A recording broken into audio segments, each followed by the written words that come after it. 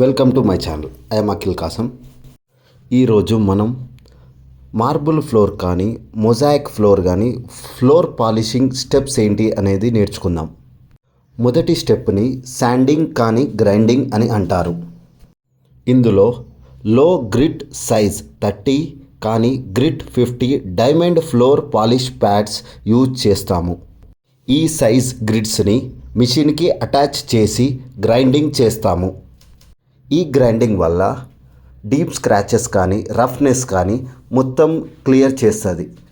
Grit number increase అవుతూ ఉంటే smoothness ఉన్ను ఫైన్నెస్ అనేది అంత ఇంక్రీజ్ అవుతుంది.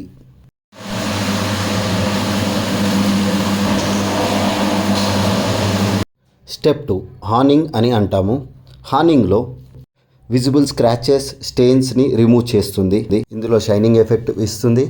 ఇందులో మనం గ్రిట్ 100, 200 అండ్ 400ని యూజ్ చేస్తాము మిషన్లో. Step 3 polishing.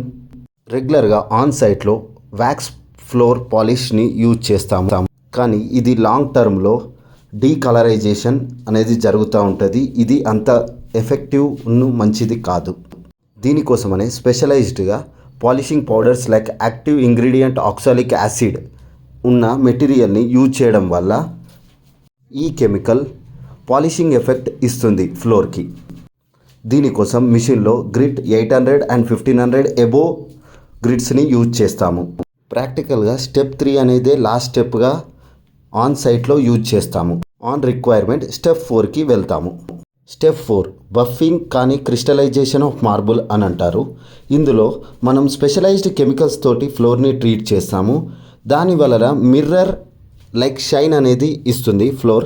ఇందులో మనం మిషన్కి గ్రిట్ 3000 అంతకంటే పైన దాన్ని యూజ్ చేస్తాము. స్టెప్ 5 సీలింగ్ అని అంటాము.